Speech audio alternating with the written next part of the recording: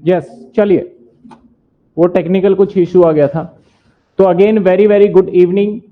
हमने last class के अंदर एक सवाल कर लिया था और आगे एक और क्वेश्चन करते हैं। अगर मैं आपको बताऊं तो अब जितने भी मैं क्वेश्चंस करने वाला हूं, शुरू के 4-5 क्वेश्चन छोड़ दो, एक कॉन्सेप्ट को छोड़ के, ये सिर्फ मैं आपके साथ प्रैक्टिस कर रहा हूं, कुछ नया नहीं सिखाऊंगा आपको।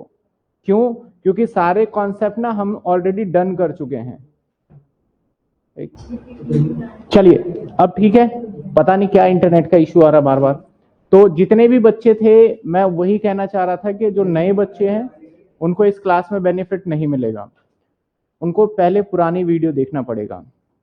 अब रहा सर, कुछ बच्चों का मैं कमेंट देख रहा था, लेकिन उसमें कुछ इशू आ रहा था कि सर चैप्टर कब खत्म होगा। तो मैं बताऊं तो मैंने लास्ट क्लास में भी और उससे पिछले क्लास में क्वेश्चन किया। सिर्फ आपको ना करने का मैं तरीका बता रहा हूं, सिर्फ मैं आपके साथ प्रैक्टिस कर रहा हूं। आज 2 सवाल करेंगे और वो भी एक एज अ प्रैक्टिस को ही ट्रीट में करने वाला हूं। बाकी जो क्वेश्चंस है आपने करने होंगे, एक्स्ट्रा कॉन्सेप्ट कुछ नहीं रह गया कि मैं इसमें आपको करवाऊं। चलिए ठीक है। नाउ आपके सामने एक क्वेश्चन है, पहले इस क्वेश्चन को हम पढ़ लेते हैं। क्या कहता है सर ये क्वेश्चन? कहता है द फॉलोइंग इंफॉर्मेशन, आपको एसएस लिमिटेड का गिवन है। थोड़ा स्मॉल है लेकिन कोई बात नहीं, करते हैं थोड़ा सा मैनेज, थोड़ा मैनेज कर लेते हैं इसको। चलिए, आपको क्या क्या गिवन है? शेयर्स गिवन है, डिवेंचर गिवन है। याद रखिए 10% डिवेंचर गिवन है, इसका मतलब एडजस्टमेंट हिडन है। ओपनिंग स्टॉक, और मजे की बात देखिए परचेज और सेल्स कहता है। कुछ बच्चों को तो पता है सर, जो डेबिट में लिखा होगा वो परचेज होगा और जो क्रेडिट में लिखा होगा सेल्स होगा। पर जिन बच्चों के पास कॉमर्स नहीं होता फिर भी वो आते हैं, तो उनको पता होना चाहिए कि इस तरीके से भी हमें ट्रायल बैलेंस से सीखना पड़ेगा, ठीक है ना। इसके बाद आगे देखें तो क्या है, और हमें रिटर्न गिवन है। अब समस्या ये होती है, देखिए यहां परचेज रिटर्न बोल दिया, कई बार सिर्फ यहां पे रिटर्न लिख देगा और डेबिट और क्रेडिट में अमाउंट होगा। तो हमेशा याद रखिएगा, परचेज अगर डेबिट होता है तो उसका रिटर्न उसका अपोजिट साइड जाएगा, यानी क्रेडिट में जाएगा, और सेल्स क्रेडिट होता है तो उसका रिटर्न उसके अपोजिट साइड में जाएगा, यानी डेबिट में जाएगा। तो यहाँ पे हालांकि परचेज रिटर्न कह दिया तो देखो क्रेडिट में दिख गया आपको। कैरिज इनवर्ट दे दिया इसने, वेजेस दे दिया, salary, rent, sundry expense, discount. अब डिस्काउंट में कुछ नहीं बोला लेकिन है क्रेडिट में, तो क्या है ये? रिसीव है, ये ध्यान रखिएगा। इंटरेस्ट पेड डिवेंचर पे मजा आने वाला है, ये वाला इंटरेस्ट पहले। इंटरिम डिविडेंड पेड, सरप्लस, ये कौन सा है? पुराने साल वाला। अगर यही सरप्लस आपका 75,000 डेबिट में गिवन होता तो इसका मतलब जानते हो क्या होता? लॉस होता। ये सारी चीजें छोटी छोटी बातें हैं लेकिन आपको पता होना चाहिए एग्जाम के लिए। डिवेंचर रिडेम्पशन रिजर्व, ये एक रिजर्व है जिसे डीआरआर कहते हैं, हम आगे सीखेंगे। जनरल रिजर्व है, plant and machinery, PP, furniture given है, पेटेंट ट्रेडमार्क गिवन है। डेटर एंड क्रेडिटर, डेबिट वाला डेटर, क्रेडिट वाला creditor. Bills receivable, bills payable given है। एडवांस पेमेंट ऑफ टैक्स, ये एसेट्स होता है sir, advance payment of tax assets होता है। कौन सा? जैसे short term loan and advance, cash and bank, ये सारी जानकारी है। एडजस्टमेंट देखते हैं, कहता है कि क्लोजिंग स्टॉक दे रखा है, हमें आता है कहां करना है। On the date of outstanding amount, कहता है कि क्लोजिंग डेट आउटस्टैंडिंग रेंट दे रखा है सर, ये भी पता है हमें। आउटस्टैंडिंग सैलरी, ये भी पता है। Half year debenture interest due, ये भी निकाल लेंगे। Make a provision doubtful debts, ये भी पता है। प्लांट एंड मशीनरी पे डेप्रीशिएशन, ये भी हम जानते हैं। फर्नीचर पे, ये भी हमें पता है। पेटेंट ट्रेडमार्क पे, ये भी जानते हैं। The direct recommended, the director recommended equity dividend 25% including 25% including interim dividend. तो मैं रिकमेंडेशन की जगह पे मैं यहां पे थोड़ा बदलाव करूंगा क्वेश्चन में आपके अकॉर्डिंग, क्योंकि ये पुरानी चीजें हैं तो थोड़ा अपडेशन नहीं हुआ है। ट्रांसफर 10%, ये चलो ठीक है। ट्रांसफर 11-25, ये भी ठीक है। Provision for corporate dividend tax, ये सर हट चुका है सिलेबस में से तो मैं काट देता हूं, तो मतलब कुछ चीजें मैं ऑल्टर करूंगा इस सवाल में। Provision for income tax 50%। तो सारी बातें जानकारी हमें इस पॉइंट ऑफ व्यू से गिवन है, हमें कहीं ना कहीं पहले पता था और थोड़ा बहुत सुना हुआ है। अब पूरा क्वेश्चन पढ़ने से पता है क्या होता है, हमें एक आइडिया लग जाता है कि हमें किस हद तक फॉर्मेट बनाना है, ठीक है ना। आप सोचोगे सर हम एक बार बना ही लेंगे धीरे धीरे कर लेंगे, तो नहीं, वो सबसे बड़ी मिस्टेक है। तो हमें पता चल गया किस हद तक फॉर्मेट बनाना है। तो चलिए मेरे साथ साथ मैं, आप जो बच्चे शुरू से क्लास ले रहे हैं, मैं बोलूंगा बनाना चालू कर दो, मैंने क्वेश्चन पढ़ लिया है। जो ऑफलाइन में भी बैठे हैं फटाफट से बना लो, और मैं उम्मीद करूंगा मेरे से पहले बन जाना चाहिए फॉर्मेट। जल्दी स्पीड में बनाइए फॉर्मेट, पी एंड एल और बैलेंस शीट एकदम स्पीड में। मैं स्लो स्लो बनाता हूं, फिर भी देखते हैं कौन पहले बनाता है। Note,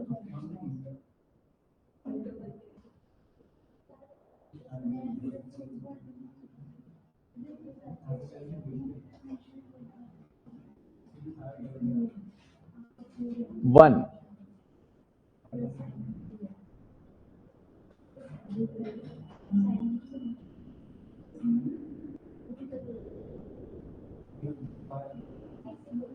equity and liabilities, equity and liability. अरे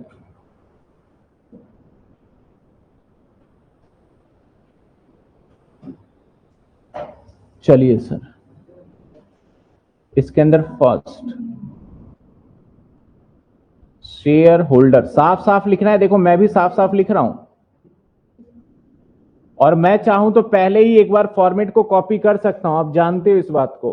लेकिन मैं इसलिए करता हूं आपके साथ साथ, और पूरा मैं फ्रेश इसलिए करता हूं ताकि आपको भी अंदाजा लगे कि भाई इस तरीके से किया जा सकता है। ठीक है ना? तो फटाफट से, कुछ बच्चों को पहले से ही फॉर्मेट बना के आना चाहिए तो ज्यादा बेहतर रहता है कि भैया चलो पता है। Share capital, sir reserve and surplus,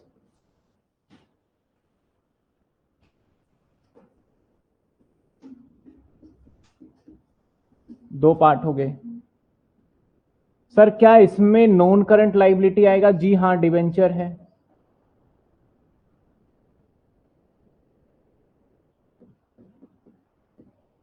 liability,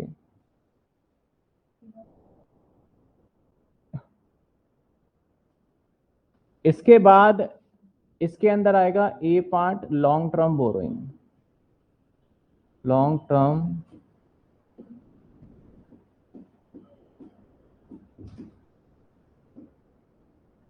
इसके बाद लिखेंगे तीसरा पॉइंट, करंट लाइबिलिटी। मेरा बैलेंस शीट बनने वाला है, आपका भी बनना चाहिए। फटाफट पेन पेंसिल निकाल के लिखते जाइए बस।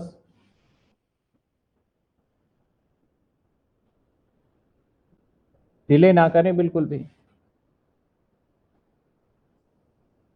इसके अंदर ट्रेड पेबल, ट्रेड पेबल,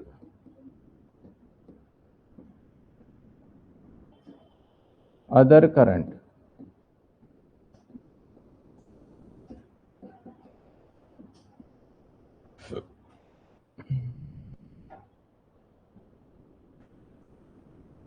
सी short term provision.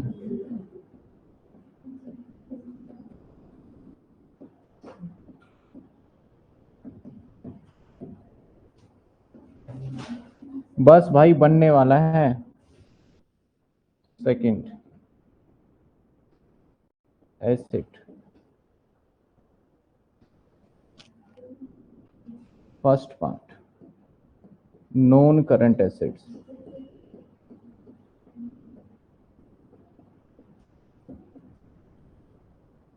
Non current assets. इसके अंदर ए part fix assets,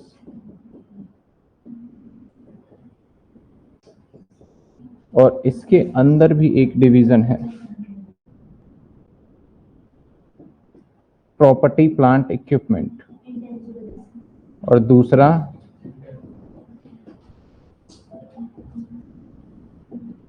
intangible asset. चलिए, और तो कुछ था नहीं, मैंने पढ़ लिया इसलिए मुझे पता है, और आपने भी साथ के साथ पढ़ा तो पता है। बी पार्ट, बी भी नहीं है, कुछ भी नहीं है यहाँ पे। आ जाइए, सेकंड पार्ट,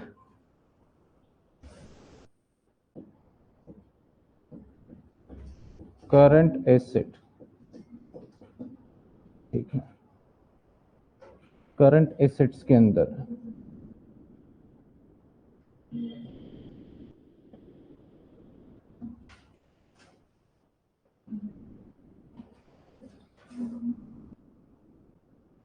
करंट एसेट्स के अंदर ए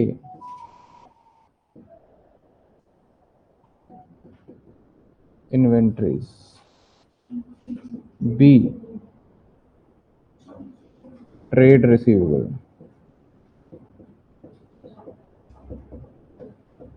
सी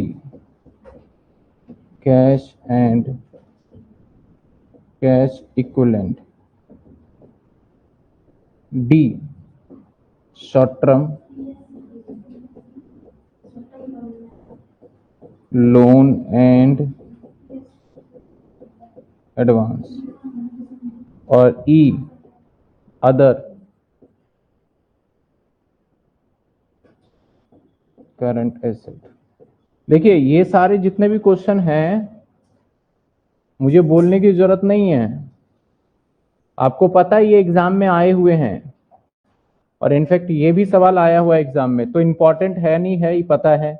अगर इस टाइप के सवाल हो पा रहे हैं हमसे, इसका मतलब एग्जाम में हम कर पाएंगे।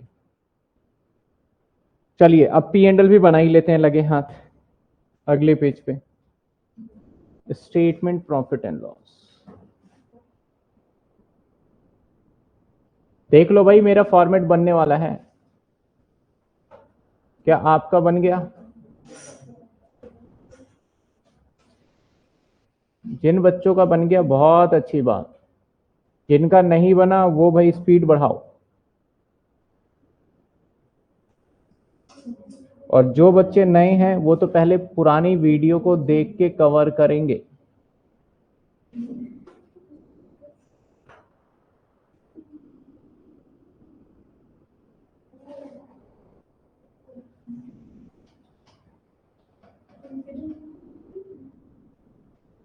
चलिए इसके अंदर चलेगा 1 रेवेन्यू फ्रॉम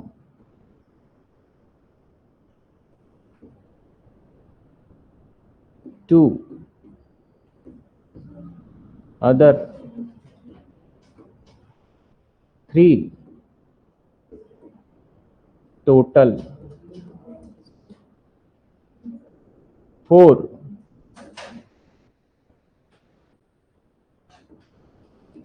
एक्सपेंस। अब एक्सपेंस के अंदर बड़े सारे छोटे छोटे पार्ट्स हैं।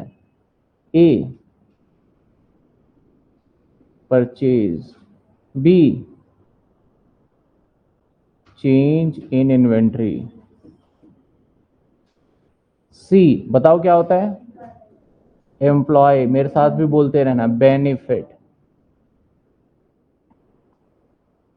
डी फाइनेंस कॉस्ट, ई डेप्रीशिएशन, एफ अदर एक्सपेंस। अब क्या आएगा? अब आएगा टोटल, पॉइंट नंबर 5, टोटल। फिर आएगा हमारा point number 6, profit before tax. फिर पॉइंट नंबर 4 लिख दिया ये तो मैंने, 6 है ये, 7 इनकम टैक्स, 8 प्रॉफिट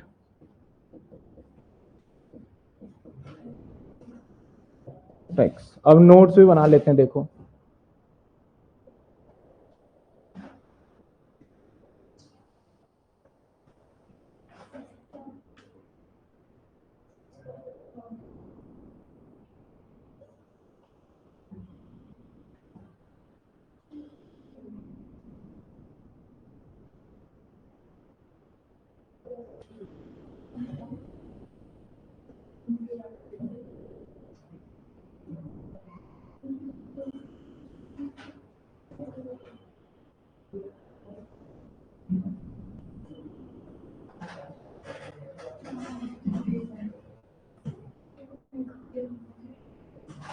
चलिए सर, नोट भी बना लिया। कितने बच्चों का फॉर्मेट बन चुका है? बिल्कुल, advance payment of income, short term loan and advance में डाल देंगे। Short term loan and advance, advance tax है वो। न्यू वाले 10 ईयर का आंसर और पुराने वाले 10 ईयर आंसर दोनों सेम दे रखे हैं? नहीं, फर्क है उसमें। आंसर में जो थोड़े बहुत मैंने चेंजेस करे हैं पुराने के हिसाब से, उसमें फर्क मिलेगा। और उसकी चिंता ना करें, वो आंसर्स मैं आपको प्रोवाइड कर दूंगा सारा। चलिए डन, गुनगुन का डन हो गया, राजलक्ष्मी का डन। सर मेरा फॉर्मेट बन गया। बिल्कुल बन गया, बन गया। जिन बच्चों ने मेरे साथ साथ फॉर्मेट बना लिया, मान लो वो सही डायरेक्शन पे है, एग्जाम में अटेम्प्ट करने के लायक हो गए हैं क्वेश्चन। बन गया, फॉर्मेट बन गया। चलिए सर, अब क्वेश्चंस को करने का क्या तरीका होता है? Very very simple. क्वेश्चन को करने का क्या तरीका होता है? एक एक पॉइंट्स पढ़ेंगे और टिक मारते जाएंगे और करते जाएंगे। तो सबसे पहला पॉइंट क्या है हमारा? सबसे पहला पॉइंट आपको दिख नहीं रहा तो अभी दिखा देते हैं कि बड़ा करते हैं आपके लिए। ये आपके लिए बड़ा हो गया, और बड़ा। एडजस्टमेंट तो बाद में करेंगे ना, और बड़ा। पहला पॉइंट है इक्विटी। तो सर इक्विटी के ऊपर कोई एडजस्टमेंट नहीं है, मैंने शुरू से लास्ट तक देख लिया। तो आपकी इच्छा है कि आप इसका नोट्स बनाना चाहते हैं तो बनाइए, और इच्छा नहीं करता तो मत बनाइए। बाकी रेगुलर कॉलेज वाले बच्चे अपने प्रोफेसर से एक बार पूछ लें कि सर हम ऐसा कर सकते हैं या नहीं कर सकते। वो जैसा सजेशन करेंगे, क्योंकि पेपर वहीं पे सर्कुलेट होता है, कहीं ना कहीं चेक होता है, तो वो बता देंगे। तो मेरे हिसाब से तो एक के लिए हम नहीं करेंगे।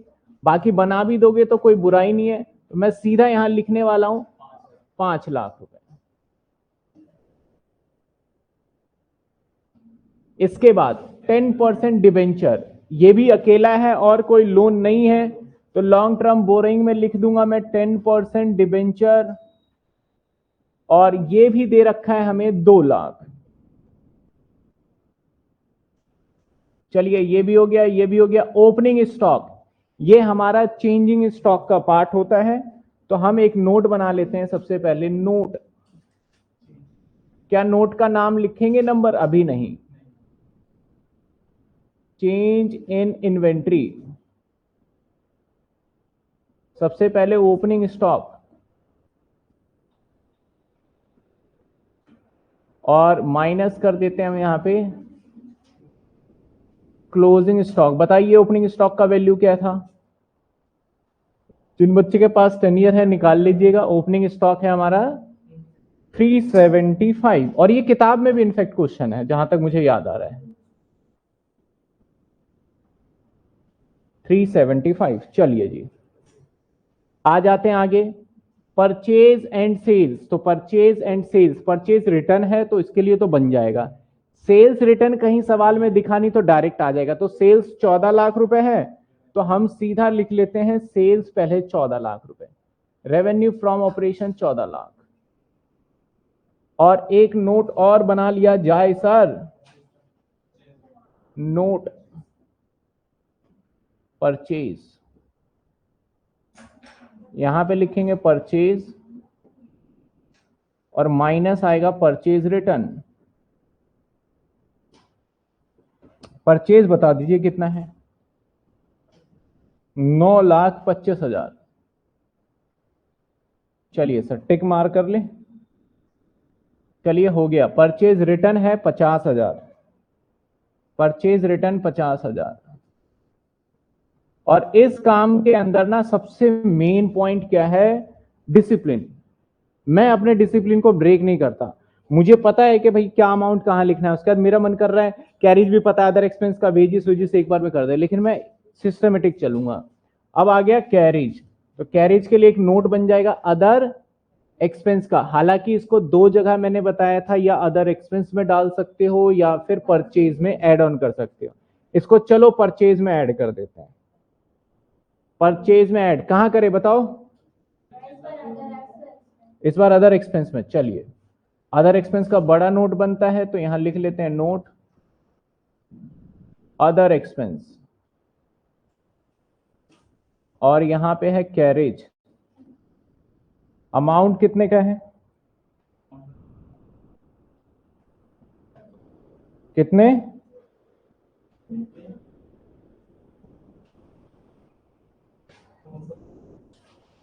कैरिज 4750। चलिए, इसके बाद देखा जाए तो बच्चे क्या कह रहे हैं, सर मेरा वैसे ही करा था, मैंने वैसे ही करा था। ओके, परचेज में ही कर दो। बच्चे कुछ कह रहे हैं परचेज में ही कर दो, कुछ कह रहे हैं, चलो इस बार थोड़ा अलग कर लिया। वेजेस, एम्प्लॉय बेनिफिट और वेजेस पे भी हमारा आउटस्टैंडिंग वाला पॉइंट अगर मैं देखूं तो एक तो सैलरी पे था और एक रेंट पे था। तो वेजेस है, तो वेजेस क्या है हमारा 1,50,000। तो इसके लिए नोट बना लेंगे, एम्प्लॉय बेनिफिट नोट।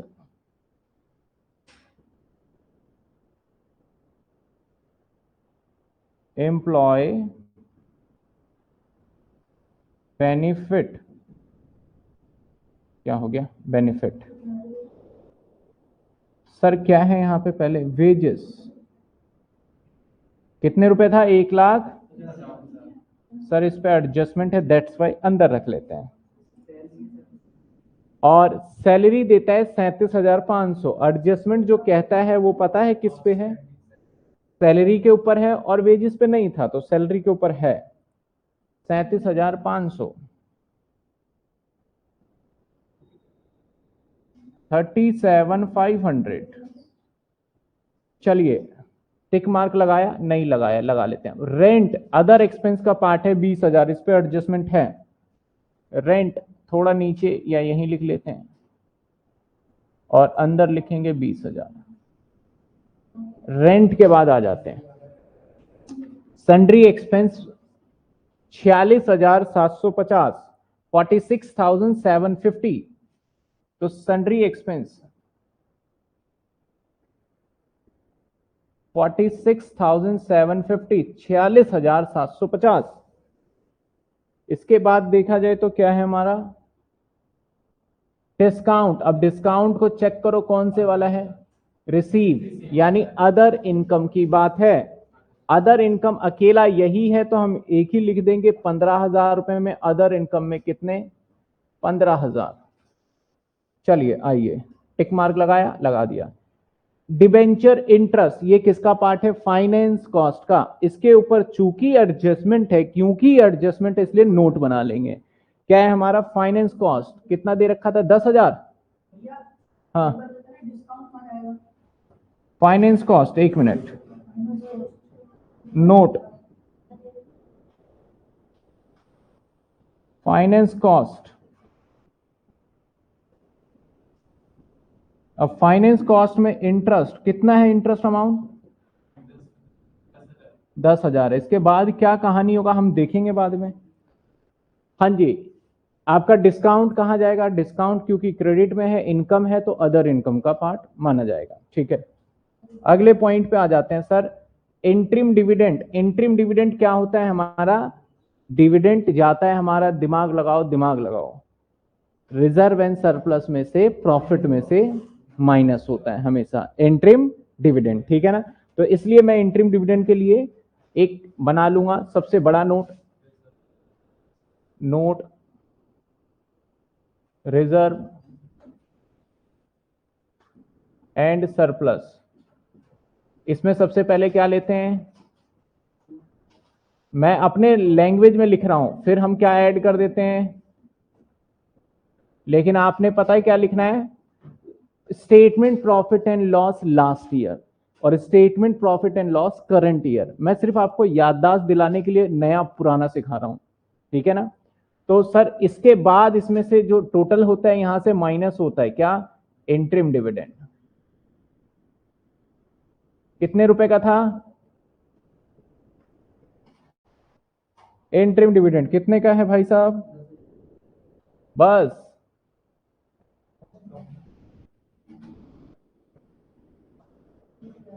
10,000 रुपए इंट्रीम डिविडेंड। अरे भाई साहब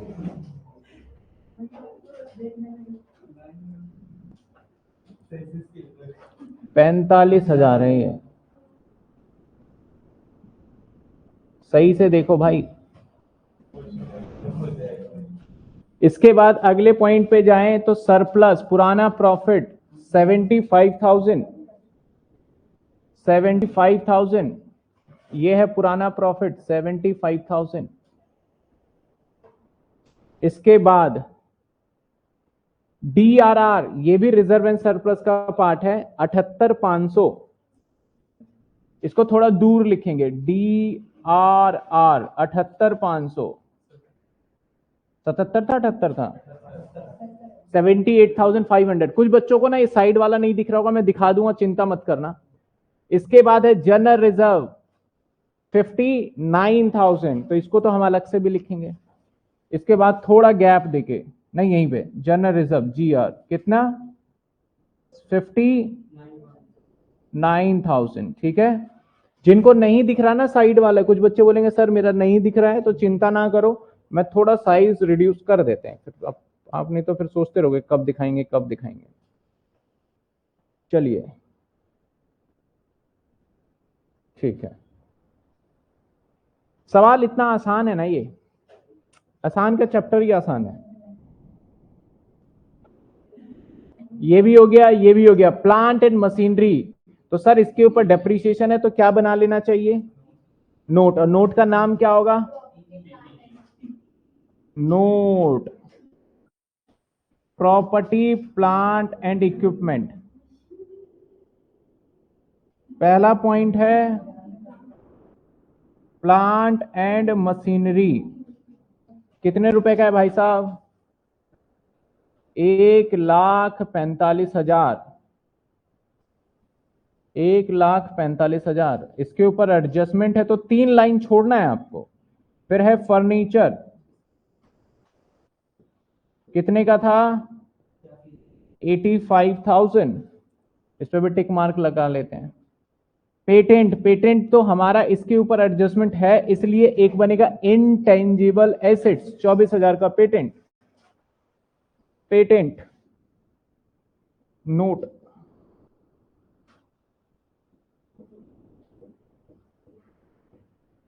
इसमें आ जाएगा, अरे यहां तो इंटेंजिबल आएगा,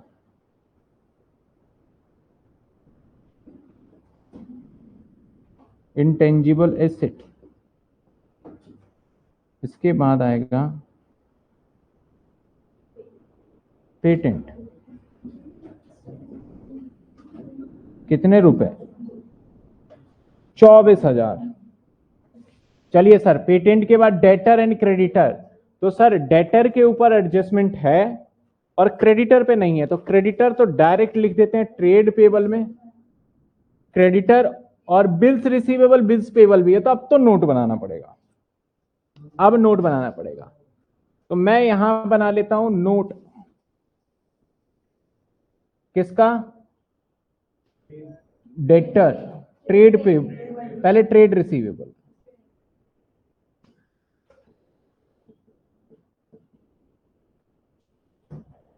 ट्रेड रिसीवेबल। इसमें क्या बनाओगे सर, डेटर। एक बना लेंगे ट्रेड पेबल। तो भाई साहब यहां पे काम बनने वाला है नहीं, अगले पेज जाना पड़ेगा। चलिए चलते हैं, 3 पेज पे ना थोड़ा काम बढ़ जाता है। क्वेश्चन आप सभी के पास है और ऑलरेडी कंटेंट में भी डाल दिया था, जो मुझे बताया गया वो बता रहा हूं।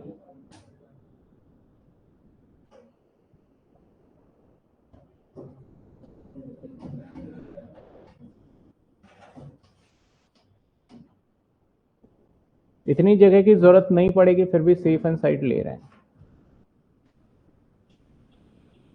नोट, ट्रेड पेबल, ये रहा सीधी लाइन। क्या लिखें सर इसमें, क्रेडिटर। चलिए बताइए क्रेडिटर का अमाउंट 87,500। चलिए इसके बाद डेटर का भी अमाउंट बता दीजिए, क्योंकि टिक तो उसी पे लगाया था, 137,500। चलिए आ जाते हैं, टिक, देखो रूल ब्रेक नहीं करना, मुझे पता है आगे मैं पूछ सकता था लेकिन पहले टिक लगाऊंगा मैं। बी आर बीपी 33 और 43, तो सर बी आर है 33,000, तो यहां नीचे लिखेंगे बी आर 43, 43 है बी आर 33, और बीपी के लिए आगे चले जाएंगे, बिल्स पेबल 43। चलिए आगे चले, एडवांस इनकम टैक्स, तो भैया ये सीधा जाएगा short term loan and advance का पार्ट है ये, तो सीधा मैं लिख देता हूं short term loan and advance में ये आ जाएगा सर 39,500, 39,500 रुपए। अब यहां आ गया कैश एट बैंक, यानी कैश एंड कैश इक्विवेलेंट, इस पे एडजस्टमेंट डिविडेंड पेड वाला लग जाता है, तो कैश एंड कैश इक्विवेलेंट बना लेते हैं नोट।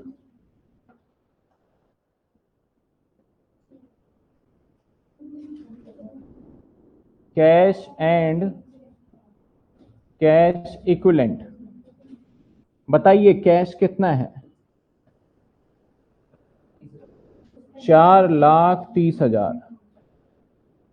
चलिए सर अब एडजस्टमेंट एक एक करके खत्म करेंगे, ओके।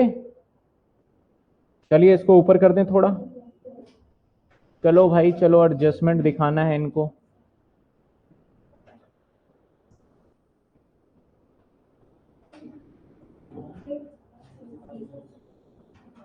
कुछ एडजस्टमेंट ऑल्टर करूंगा, नई वाली में ऑल्टर कर चुका हूं ऑलरेडी मैं।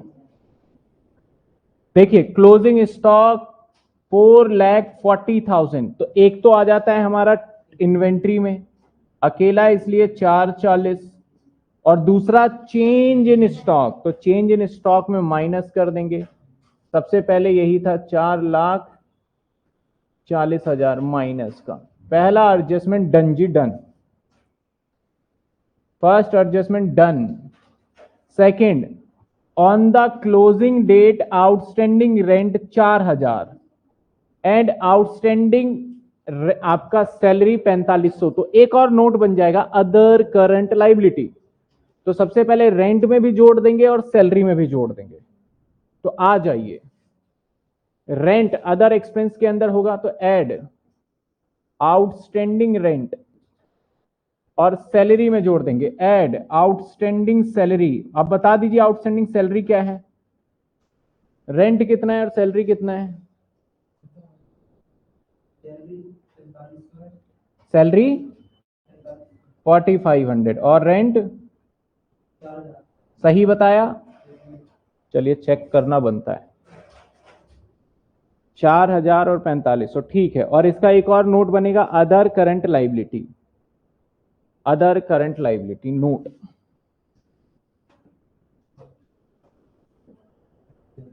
अदर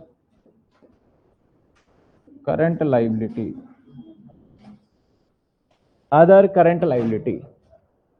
चलिए sir other current liability, outstanding rent 4,500, outstanding salary 4,500, और यह है 4,000। चलिए दो एडजस्टमेंट डन। कोई बच्चा ऐसा हो जिससे दोनों के एडजस्टमेंट में कोई डाउट हो, बता दीजिए अभी। दो एडजस्टमेंट डन कर चुके हैं, किसी को डाउट?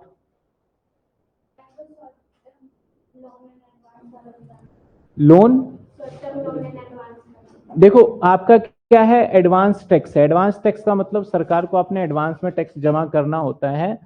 जब कभी भी हमें टैक्स हमारा बहुत सारा बनता है तो उस केस के अंदर अगर हमारी टैक्सेबल इनकम 10,000 से ऊपर टैक्स लाइबिलिटी बनती है ना, तो सरकार को जमा करवाना पड़ता है। तो यहाँ पे हम एडवांस में दे देते हैं सरकार को, तो एडवांस दे रखा है तो इसलिए short term loan and advance में डाल देते हैं, ये अगली बार एडजस्टमेंट लग जाता है। बाकी आप बोलते हो ना, इसके ऊपर डिटेल डिस्कशन पेंडिंग है, इसलिए मैं थोड़ा सा इसमें ज्यादा बोलने से अभी बच रहा हूं, क्योंकि आप स्टार्टिंग में देखेंगे 10 ईयर में ना, तो मैंने इसी के क्वेश्चन डाले हुए हैं, दूसरा और तीसरा क्वेश्चन जो है, ठीक है। सर अगला हाफ ईयर ड्यू डिबेंचर पे, तो सर डिबेंचर था कितने का? 2 लाख का। 2 लाख पे कितने परसेंट? 10%, दैट इज ब्याज बन रहा था और आपने देखा कि 10,000 ऑलरेडी पेड कर रखा है, तो 10,000 क्या बनेगा, आउटस्टैंडिंग। समझ में आ रहा है? टोटल कितना बनना था, 20 में से 10 कर रखा था, तो आउटस्टैंडिंग कितना हुआ, 10। तो 10,000 आउटस्टैंडिंग दो जगह एंट्री चली जाएगा। ये सर आउटस्टैंडिंग इंटरेस्ट कहाँ जाता है, फाइनेंस कॉस्ट के अंदर जाता है।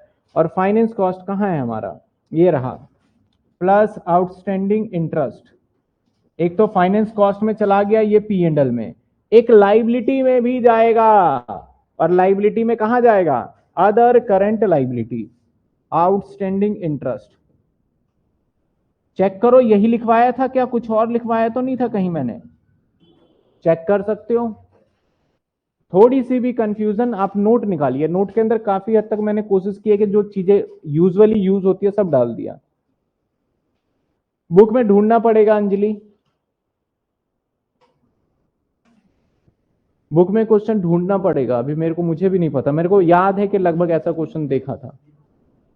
यही लिखा है जो मैंने किया एडजस्टमेंट में, ठीक है। चलिए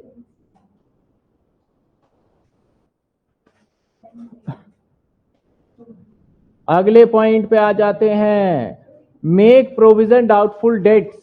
मजे की बात, 2550 रुपए अमाउंट दे दिया, दो जगह एंट्री, एक डेटर से माइनस, एक other expense.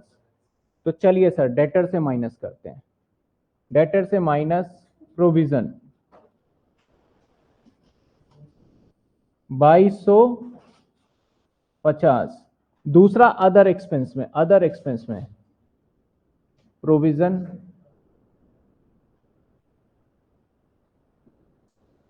For doubtful debts, कितने रुपए, 2200। किसी को डाउट यहां तक हो तो बता दो भाई। और मुझे नहीं लगता मेरी समझ से कि इसमें कोई डाउट होना चाहिए, क्योंकि बिल्कुल वही चीजें आ रही है बार बार। डेप्रीशिएशन प्लांट एंड मशीनरी अभी पूछ लेंगे, 15%, 10% और 5%। चलिए 15, 10, 5, तो PPE less depreciation 15%, less depreciation 10%,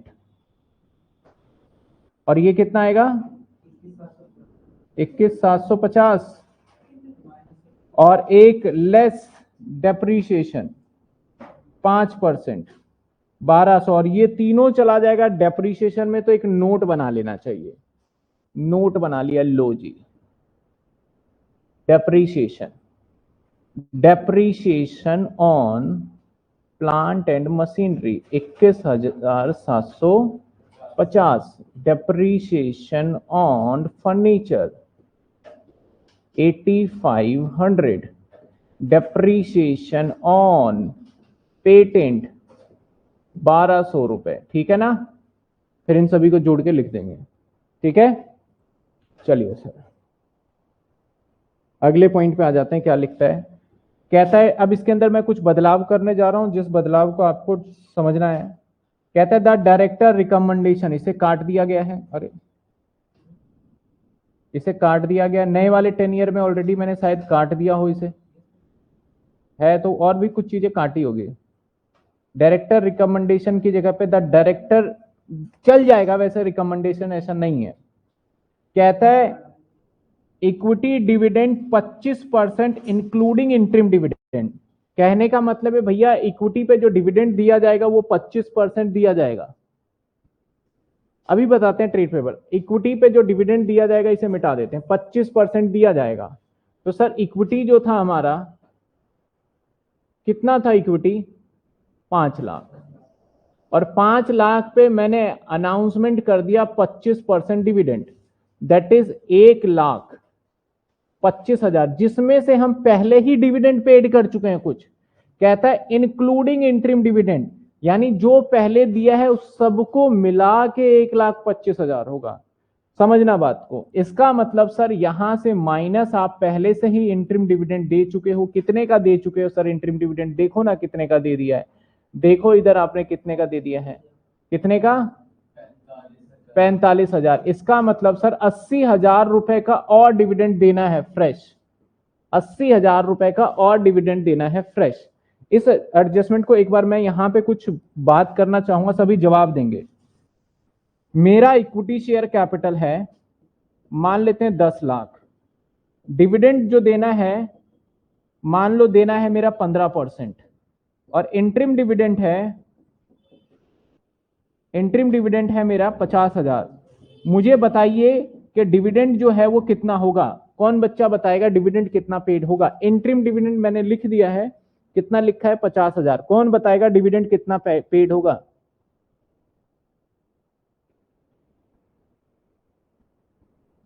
कौन बताएगा डिविडेंड कितना पेड होगा? ये कॉन्सेप्ट में पूरा एक ही बार में खत्म। कितना होगा?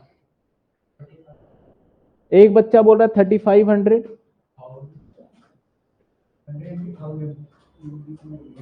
चलो इसे 10 लाख कर देते हैं, कंफ्यूजन ना हो। ठीक है, 10 लाख कर दिया। गुनगुन का कहना है सर 80,000 पेमेंट कर दीजिए।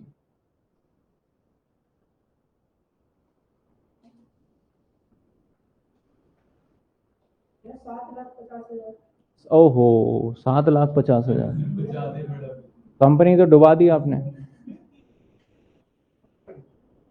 1.5 लाख, फिर किसी का कहना है 1 लाख। चलिए, हर किसी का अपनी ओपिनियन और कुछ बच्चों की मन के अंदर क्वेश्चन मार्क। तो भैया जब ऐसे बोलता है ना डिविडेंड सिर्फ 15% इंटरिम, इसका मतलब होता है ये तो अलग मिलेगा और ये अलग मिलेगा। यानी राइट आंसर इज 1,50,000 और ये 50,000 अलग। मैंने बोला था डिविडेंड और कितना देना होगा, और पूछ रहा था मैं आपसे। ठीक है, चलिए एक और सवाल हो जाए।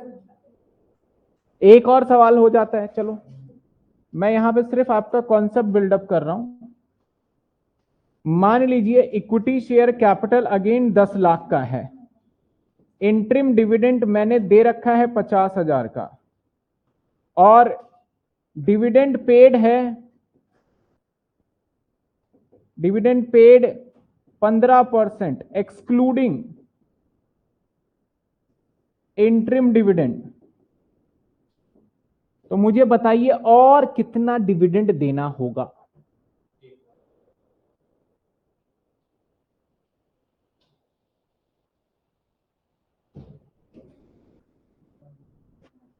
और कितना डिविडेंड देना होगा?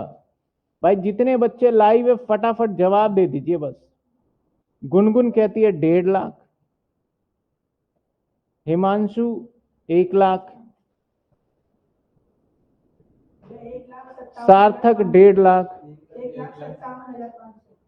भाई साहब एक जवाब सुनोगे? 1,57,500 रुपए। ये गणित से परे आंसर था ये तो।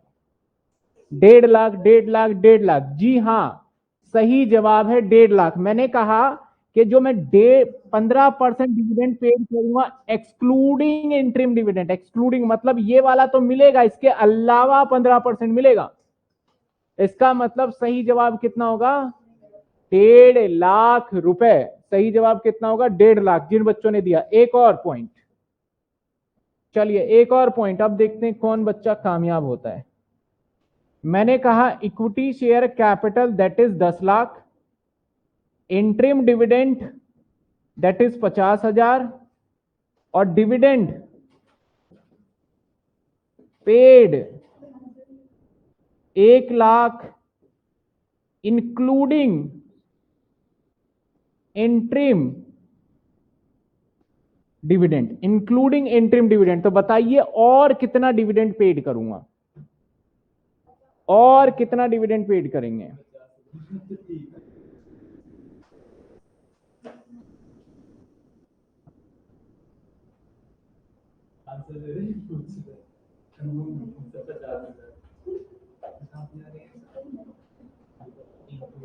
पचास, 50, 50। हर किसी का जवाब 50, एकदम सही। यानी टोटल आप जो डिविडेंड पेड करने वाले हो 1 लाख रुपए पेमेंट करने वाले हो, या परसेंटेज के माध्यम से मैं 10% भी बोल सकता था, लेकिन 1 लाख रुपए इंक्लूडिंग इंटरिम डिविडेंड है। मतलब सर ये 1 लाख रुपए में ये पिछला जोड़ करके होना चाहिए। तो 50 पहले पेड कर चुके हैं तो 50 और पेमेंट करना पड़ेगा। सर यानी इसका मतलब आपको समझ में नहीं आया हो तो एक बार मैं नोट ही बना देता हूं, मेरा मन कर रहा है। डिविडेंड सर 3 तरीके से एग्जामिनर आपको यहां घुमा सकता है, 3 तरीके से सवाल पूछा जा सकता है। Number 1, equity share capital 10 lakh, interim dividend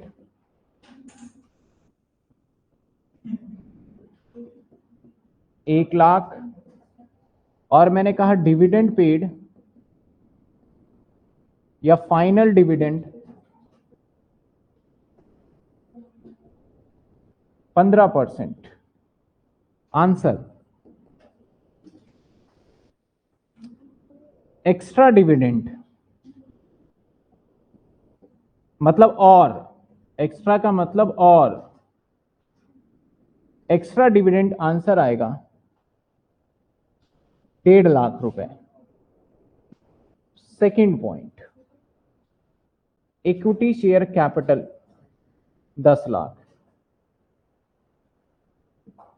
dividend 1 lakh, interim है, ये इंट्रीम डिविडेंड है। Final dividend,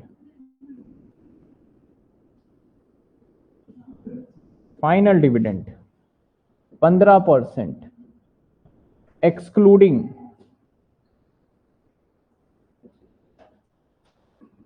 interim dividend. Answer answer answer 1.5 lakh और पेड करेंगे। Third point, equity share capital, या मैं थोड़ी मेहनत कम करूं। Third point,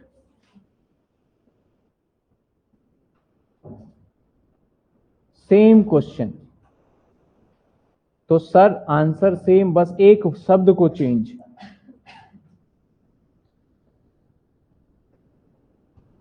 including. Answer 50,000। Answer,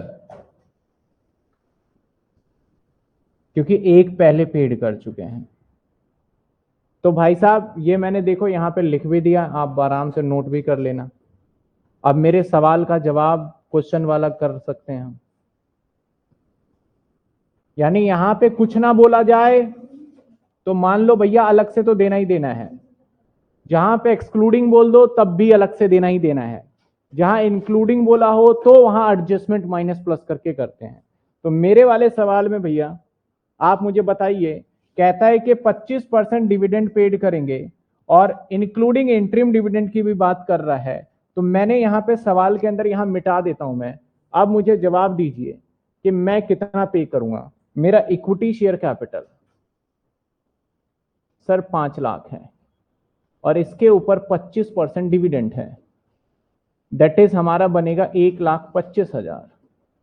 कौन बच्चा बताएगा कि मुझे और डिविडेंड कितना पेड करना होगा, और डिविडेंड कितना पेड करना होगा, कौन बताएगा?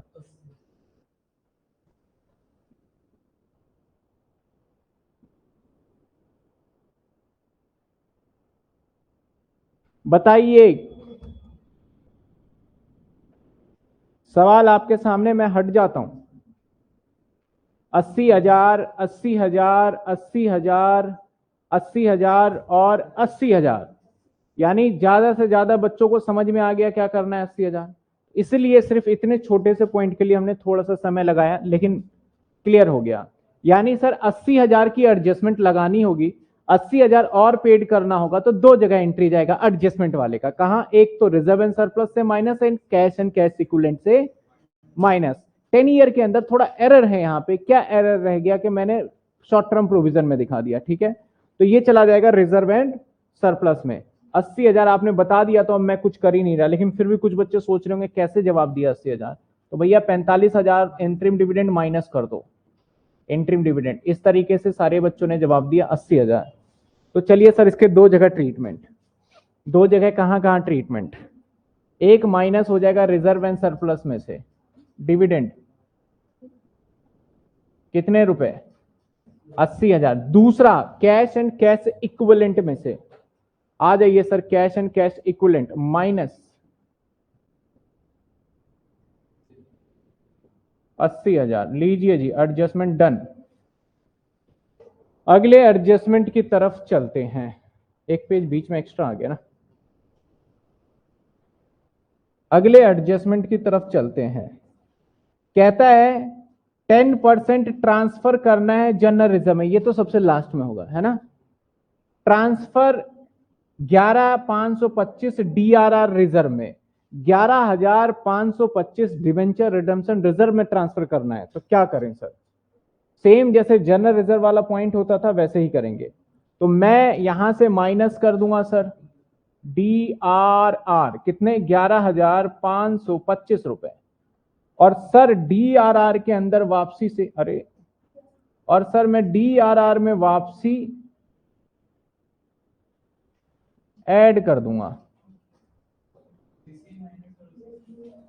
और डीआरआर में वापस ऐड कर दूंगा न्यू 11,525, और ये पहले पुराने वाला था 78,500।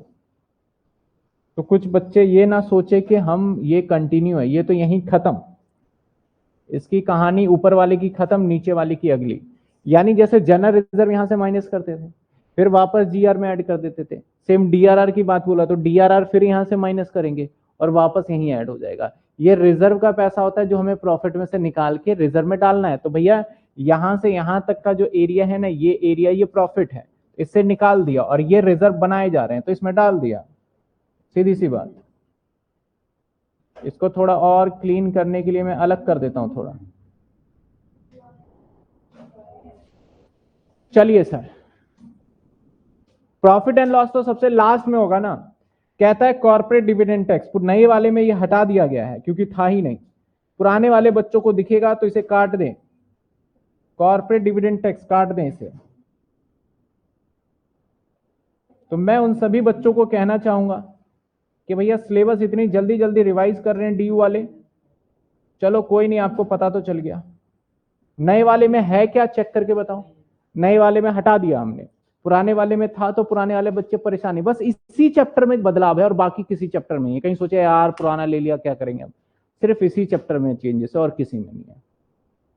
कहता है provision for tax, provision for tax पता है सबसे लास्ट में निकालेंगे, ठीक है। दो एडजस्टमेंट पेंडिंग रह गया, एक तो रिजर्व में भेजना 10% और एक प्रोविजन फॉर टैक्स 50। तो सर चलिए आइए मेरे साथ साथ अब नोट नंबर लिख लीजिए, नोट नंबर लिख लेते हैं।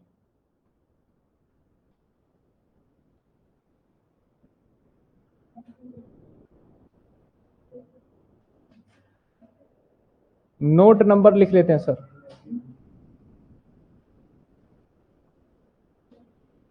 नोट नंबर सर, इसका कोई नोट नहीं है, इसका नोट नंबर 1, इसका कोई नोट नहीं है, इसका नोट नंबर 2, अदर करंट 3, यह डायरेक्ट आ जाएगा, 4 नहीं डायरेक्ट लिख दूंगा मैं। इसका नोट नंबर 5, इसका 6, इन्वेंट्री है नहीं, इसका 7, इसका 8, इसका है नहीं, अदर था नहीं। 8 के बाद इसका है नहीं, इसका है नहीं, इसका है नहीं, इसका 9, इसका 10, इसका 11, इसका 12, इसका 13, इसका 14, और तो कुछ है नहीं। चलिए अब टोटलिंग का प्रोसेस, माइनस प्लस फटाफट से निकाल लीजिए कैलकुलेटर। 3 75 4 40 माइनस -65,000 बोला। किस नोट में जाएगा, नोट इन्वेंट्री 10, 65,000 माइनस, 7 के साथ लिखता जा रहा हूं। अगला क्या आएगा, 9 25 माइनस 50, 8 75,000। परचेज, परचेज का नोट नंबर 9, 8 75। कितना आसान है। एम्प्लॉय बेनिफिट कौन सा नोट है भाई, 11 है तेरा नंबर। चलिए सर 1.5 लाख 37,500 4500 1,92,000। चलिए आ जाइए 1,92,000। इसके बाद अगला फाइनेंस कॉस्ट, भाई तेरा क्या है नंबर 12, 20,000। और आजा भाई 20,000। इसके बाद इधर आ जाते हैं अदर एक्सपेंस। अदर एक्सपेंस 4750 और 24,000। 4750, 24,000, 46,750, 2250, 777। यही है ना, चेक करना। 50 तेरा भाई नोट नंबर 14, चेक करो, यही है 77750। 77750। चलिए सर, ये भी डन, टिक भी मार देते हैं। Done done done done. इसे बाद में, अभी पीछे जाना पड़ेगा ना, इसे भी पीछे जाना पड़ेगा, ट्रेड रिसीवेबल भी पीछे जाना पड़ेगा। चलिए अब इसका भी कर लेते हैं। टेंजिबल कितना आएगा? 24,000 में से जाएगा 22,800। आ जाते हैं 22,800। नोट नंबर क्या था वो देख के लिख लेंगे भाई, तो बीच में क्यों आ जाता है? 22,800 ये रहा। 22,000 नोट नंबर 6, नोट नंबर 6, ठीक है। पीपीई नोट नंबर 5, तो 1,45,000, नहीं माइनस है, सही से करेंगे ना। 1,23,250 है ना, और ये 76। अब टोटल 750, 1,99,750। पीपीई 1,99,750, 1,99,750। चलिए सर, अगला पॉइंट, रिजर्व एंड सरप्लस तो लास्ट में जाएगा, ठीक है ना। ट्रेड रिसीवेबल 1,37,500, 2,250, 1,35,250 और 33,000 और 33,000, 1,68,250। Trade receivable 1,68,250। Trade receivable note number 7, 1,68,250। Note number 7, note number 7। चलिए ये भी डन, ये भी डन। आगे आ जाते हैं। Trade payable 87,500, 43,000, 1,30,500, 1,30,500। नोट नंबर क्या है? 1,30,500 note number 2, 1,30,500 note number 2, note number 2। Cash and cash equivalent 3.5 lakh. Note number क्या है? 3.5 लाख। ओहो, एक आगे चलेगा। Cash and cash equivalent 3.5 lakh. Note number 8, 3,50,000। Note number 8, 1 2 3। Sir note number 8, note number 8। Other liability 4,000, 4,500, 10,000, 18,500 और 18,500। Note number 18,500। Other नहीं, क्या था ये? Other current liability 18,500। Note number 3, 1 2 3। Note number 3 बहुत हैवी फाइल होगी, स्लो काम कर रहा है। अब इसके बाद 31,450। नोट नंबर डेप्रीशिएशन का क्या था? 1 2, एक ही था भाई। डेप्रीशिएशन का नोट नंबर सर 13 क्या था? 31। नोट नंबर 13 डाल देते हैं, चलो 13। अब बस इसका टोटल टोटल इनकम 14,15,000।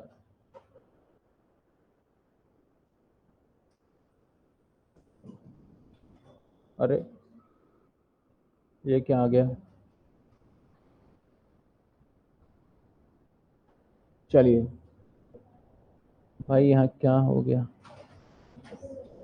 इसका टोटल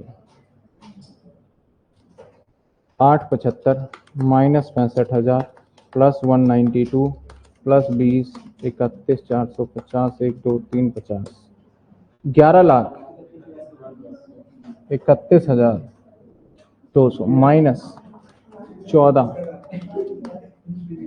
28 3800 50% टैक्स है, तो 50% 141,900 माइनस 141,900 करंट ईयर का प्रॉफिट। चेक कर, आंसर चेक कर सकते हैं, आंसर में कोई कमी नहीं होगी। 141,900। अब इसको सॉल्व करते हैं। 75,000 141,900, अरे 75,000 141,900 माइनस 45,000 माइनस 80,000 माइनस 11,525। अभी तो एक भी चीज और माइनस होगा, क्या? General reserve. कितने परसेंट था? 10% का। सर किसका 10%? करंट ईयर के प्रॉफिट का 10%। अरे तो करंट ईयर का प्रॉफिट का 10% निकाले तो 14,19,0। तो क्या आ गया भाई?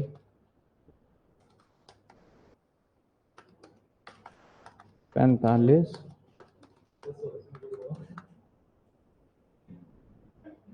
भाई आप भी कैलकुलेट करना, मेरे से गलती हो सकती है। 66,185, ठीक है। और यहां GR ऐड हो जाएगा, न्यू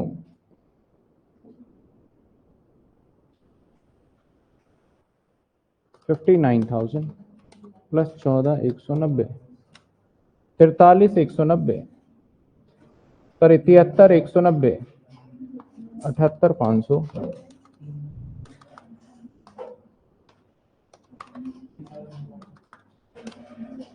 9025। अब इन तीनों का जोड़ जाएगा, 66,185 90025 73,190 22,9400। Note number 2 22,9400। एक है सर 2,29,400। इसको हम नाम देंगे नोट नंबर 1। चलिए सर, अब इसके बाद हमारा जो टैक्स है, टैक्स की भी तो एंट्री करनी है। टैक्स कितने का निकला था? 141,900 141,900 141,900। अब भाई साहब, अब सबसे मुश्किल घड़ी यही है। चलिए 5 लाख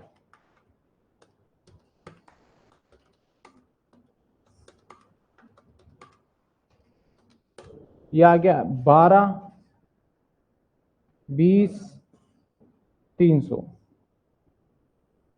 चलिए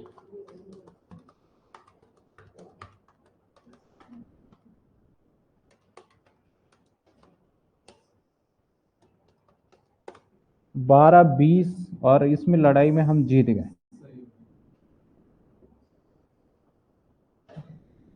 300, ठीक है। नए वाले 10 ईयर में चेक कर लीजिए, बैलेंस शीट के टोटल में फर्क रहेगा क्योंकि एक एडजस्टमेंट हमने शॉर्ट टर्म प्रोविजन डाल दिया। बाकी नेट प्रॉफिट बिल्कुल करेक्ट है, उसमें चेंजेस नहीं होगा कोई भी, ठीक है। भाई साहब किसी को दिक्कत? सर एक बार 13 लाख बैलेंस शीट है, इस बार भी। अरे भारत नहीं भावेश, मैंने कहा कि जो 10 ईयर के अंदर है ना, हमने प्रोविजन फॉर टैक्स को कैश में माइनस करना चाहिए था, लेकिन दिमाग से जल्दी में बनाने के चक्कर में हमने कैश में से माइनस नहीं किया, उसे प्रोविजन फॉर टैक्स में डाल दिया है। इस वजह से आंसर में बैलेंस शीट के टोटलिंग में फर्क आएगा। अगर बोलेगा सर अगर हम 10 ईयर से करें तो क्या नंबर मिलेगा, मैं कहूंगा नहीं मिलेगा। तो जो करेक्शन कराना है वो तो मैं करा ही रहा हूं, तो आपको चिंता क्या करना है इसमें। ठीक है, किसी को कोई डाउट, कोई दिक्कत, कोई परेशानी हो तो बता दे।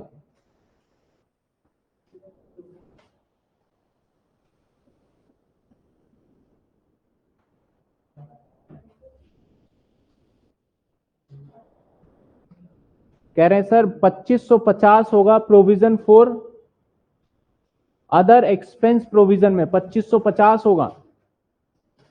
2550 बच्चे कह रहे हैं, किसने गलती करवाई? 2550 देखते हैं क्या लिखा है।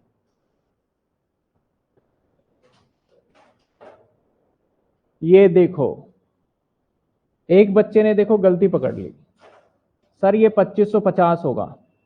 और इस गलती को करने की वजह से आपके दिमाग में दिमाग के अंदर एक क्वेश्चन मार्क रेज होगा, सर अगर 2550 था तब मैच कैसे हुआ आपका? तो देखो ऐसे एग्जाम में भी होता है, तेरा बैलेंस शीट मैच, हाँ मेरा मैच, लेकिन है क्या ये गलत, क्योंकि आपने ना डेबिट और क्रेडिट में दोनों सेम इंपैक्ट लिया है। इधर भी आपने 2250 लिया है और इधर भी आपने कितना लिया है? 2250 का। सेम इंपैक्ट लेने की वजह से आपका बैलेंस शीट टैली होना तय है। तो आप सभी क्या करेंगे, एक बार मैंने ये क्वेश्चन कर लिया, अब ये आपकी ड्यूटी दे देता हूं कि इसको दोबारा क्वेश्चन जो भी बच्चा करेगा ना वो 2550 से करके टैली करना। किससे? 2550। सर तो फिर हमारा नेट प्रॉफिट भी गलत आ रहा होगा। जी हाँ, अब देखो इसके कहां कहां इसके परिणाम आएंगे। सर अदर एक्सपेंस गलत आएगा, नेट प्रॉफिट गलत आएगा, प्रोविजन फॉर टैक्स गलत आएगा हमारा। आप बोलोगे सर एक गलती के कितने नंबर कटेंगे? अब चेक करते जाना। नेट प्रॉफिट गलत, प्रॉफिट बिफोर टैक्स गलत, प्रॉफिट आफ्टर टैक्स गलत, टैक्स गलत, बैलेंस शीट गलत, तो दे कहां नंबर? तो एक छोटी सी मिस्टेक की वजह से इतने सारे गलती है, तो 4-5 नंबर दे देंगे 15 में से आपको। तो इसलिए क्या सभी बच्चे ये बोल रहे हैं कि मैं ये कर पाऊंगा? और यहां भी क्या लेना है? 2550, क्योंकि मैं इतना सारा चेंज करूंगा तो बहुत चेंजेस हो जाएगा। आप कर लेंगे क्या, इसको बता दीजिए फटाफट। बच्चे कह रहे हैं ये चैप्टर गलत,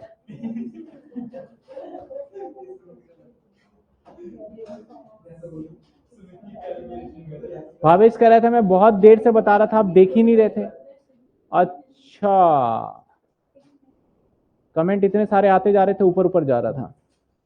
चलिए कोई बात नहीं, आप इसे कर पाएंगे जो मैंने करेक्शन लगाया है।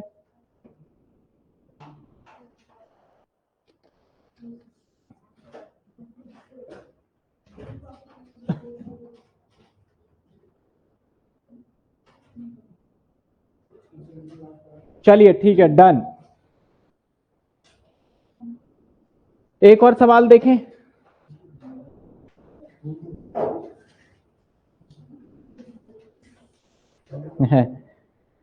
चलिए एक और सवाल देखते हैं।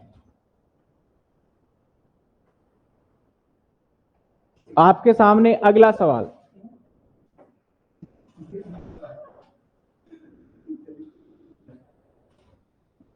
कल ना नई पीडीएफ से अपलोड मारूंगा, अब ये बच्चे परेशान होंगे। सर इसके अंदर ना एक लाइन फिर से है जो नए वाले 10 ईयर के अंदर नहीं है।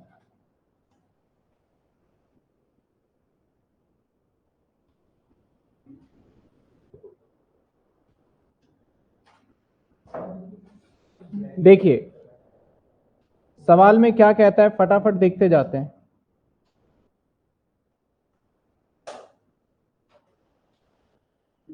सवाल में कहता है from the following information trial balance दे रखा है ABC limited 2015, additional balance sheet दे रखा है आपको एंडिंग 2015 का। ठीक है सर, इसके बाद बिल्डिंग आपको पता है, प्लांट पता है, इन्वेस्टमेंट कौन सा है सर? ये कौन बच्चा बताएगा इन्वेस्टमेंट कौन सा है? कुछ नहीं बोल रखा, तो इसे मानोगे नॉन करंट इन्वेस्टमेंट। ठीक है ना, जब कुछ ना बोला जाए तो कौन सा इन्वेस्टमेंट मानोगे? इसे परमानेंट ही कर देते हैं ताकि आपको बाद में इजी हो, इसे हटने दो अभी। इसको मानेंगे हम non current investment. Okay, stock दे रखा है, डेटर दे रखा है, कोई बात नहीं, bills receivable, bank, cash in hand, interim dividend, ध्यान रखिएगा इसमें क्या करना है। परचेज दे रखा है, प्रिलिमिनरी एक्सपेंस दे रखा है, वेजेस दे रखा है, general expense, audit fees. Audit fees other expense का पार्ट है, अदर एक्सपेंस का पार्ट है सर ये। सैलरी दे रखा है, बेड डेट्स दे रखा है, इंटरेस्ट ऑन डिबेंचर दे रखा है, ट्रेडमार्क, ट्रेडमार्क इंटेंजिबल एसेट्स है, इंटेंजिबल एसेट्स है sir trademark. Equity share capital दे रखा है, प्रेफरेंस शेयर कैपिटल, इसके ऊपर भी एडजस्टमेंट है सर, इसके ऊपर भी एडजस्टमेंट है सर।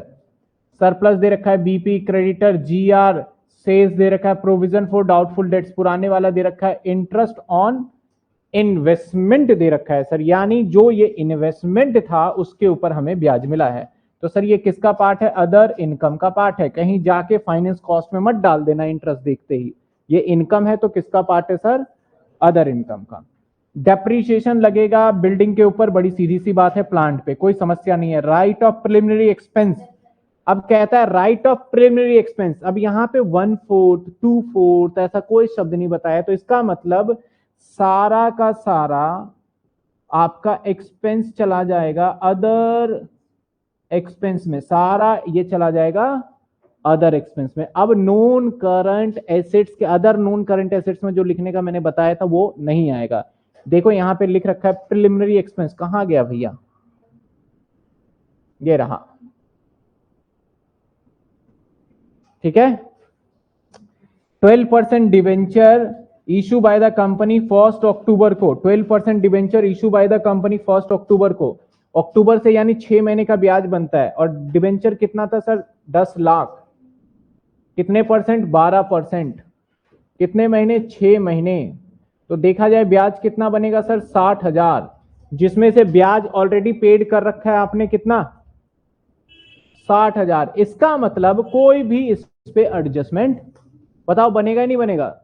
नहीं बनेगा, सीधी सी बात है। आपको दे रखा था यहाँ पे कि आपने 6 महीने का आपने ब्याज निकाला 60 और ऑलरेडी पेड भी 60 ही कर रखा है, तो कोई एडजस्टमेंट बनेगा ही नहीं इस केस के अंदर, ठीक है ना। लेकिन ये चेक करना जरूरी था आपको, नहीं तो फिर गलत भी हो सकता था। आगे create 5% provision for doubtful debts, doubtful debts के लिए 5% प्रोविजन पता है हमें सर। प्रोविजन फॉर टैक्स ये भी पता है सर। स्टॉक इसका भी पता है क्या करना है। The company has declare preference share dividend 16% final dividend equity share excluding interim dividend. कहता है कि कंपनी ने डिक्लेयर किया प्रेफरेंस शेयर डिविडेंड एंड 16%, यानी सर प्रेफरेंस शेयर पे डिविडेंड देंगे, लेकिन कितना सर? प्रेफरेंस शेयर पे कोई बोलने वाली बात है? पहले से लिखा हुआ है 16%, जो भी 16 है 10 है, यही मिलेगा। इक्विटी पे फाइनल डिविडेंड कहता है पेमेंट करेंगे एक्सक्लूडिंग, तो अब इसका मतलब सर इक्विटी शेयर पे डिविडेंड कितना होगा? इक्विटी शेयर पे डिविडेंड कितना होगा सर? पहले से 20 लाख था, और 20 लाख पे कितने परसेंट सर? 20 लाख पे कितने परसेंट? 16%। दैट इज आपका 3,20,000 रुपए अलग से डिविडेंड देना होगा। समझे बात? अभी कराया था ना 3 केसेस, समझ में आ रहा है ना? ये यहाँ पे क्या शब्द लगा है? एक्सक्लूडिंग, एक्सक्लूडिंग वाला भी बताया था मैंने, याद होगा। समझ में आ रहा है? ये अलग से ही देना पड़ेगा। प्रेफरेंस शेयर का डिविडेंड की एंट्री वही होगा, रिजर्व एंड सरप्लस में से 10% माइनस और बैंक में से माइनस, ठीक है सर। यहां पे वर्ड रिकमेंडेशन लिखा है, प्रेफरेंस शेयर के लिए रिकमेंडेशन वाला वर्ड देखा नहीं जाता, क्योंकि प्रेफरेंस शेयर का ऑलरेडी डिसाइडेड होता है। ये जो रिकमेंडेशन या फिर आप कह सकते हो प्रपोज डिविडेंड, ये सिर्फ और सिर्फ इक्विटी के केस पे एप्लीकेबल होता है, प्रेफरेंस पे एप्लीकेबल नहीं होता। क्लियर हो जाएगा सर। एनसीए सर आपने 10 ईयर में नहीं पढ़ा रहे सर, आप न्यू 10 ईयर से। हाँ, मैं मेरे पास अभी आया नहीं, कल इसका नए वाला ही स्लाइड लगाऊंगा, कोई बात नहीं है। पहले बताइए किसी को कोई डाउट है तो, क्या ये सवाल कर पाएंगे आप? हो जाएगा ये क्वेश्चन?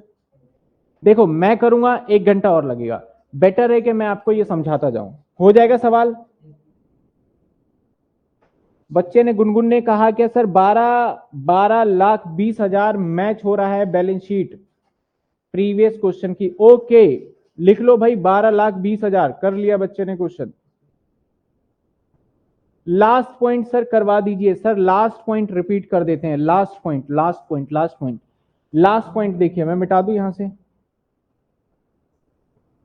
ये रहा last point. Okay last point रह गया, पहले तो मैं इसको मिटा दूं। चलिए सर, लास्ट पॉइंट कहता है ट्रांसफर 7.5% प्रॉफिट जनरल रिजर्व। ये वही हो गया, जो प्रॉफिट आफ्टर टैक्स आएगा उसका 5% माइनस हो जाएगा नेट प्रॉफिट में से, और फिर 5% ऐड हो जाएगा कहां जाके, जनरल रिजर्व में। और ये वाला जो पॉइंट मैंने अभी बताया था, इसके अंदर मैं दोबारा बता देता हूं, मैं दोनों का एडजस्टमेंट बता ही देता हूं। सबसे पहले इक्विटी शेयर कैपिटल हमारा 20 लाख का है। सवाल कहता है इसके ऊपर डिविडेंड दीजिए, कितने परसेंट डिविडेंड दीजिए। सवाल में कहता है कि सर इस पे 16% का डिविडेंड दीजिए, तो इसका 16% अगर निकालते हैं तो दैट इज 3,20,000। तो ये कहां चला जाएगा सर, ये चला जाएगा रिजर्व एंड सरप्लस में से, और दूसरा चले जाएगा बैंक में। इसके बाद सर एक इंटरिम डिविडेंड भी था, वो चला जाएगा रिजर्व एंड सरप्लस में। कितने अमाउंट था इंटरिम डिविडेंड देख लीजिए, इंटरिम 1 लाख, ये अलग बात है, 1 लाख अलग से जाएगा। इसके बाद सर प्रेफरेंस शेयर डिविडेंड की बात करते हैं। सर 10 लाख रुपए का था, इसके ऊपर 10% बोला गया था, तो 10% का मतलब कितना आएगा, 1 लाख रुपए। सर 1 लाख रुपए दो जगह जाएगा, एक रिजर्व एंड सरप्लस में से क्या होगा, माइनस हो जाएगा नेट प्रॉफिट में से, और दूसरा क्या होगा सर, ये बैंक में से भी क्या हो जाएगा हमारा, माइनस हो जाएगा। सिंपल सी बात है, हो जाएगा। चलिए ये भी बता दिया, ये भी बता दिया आपने।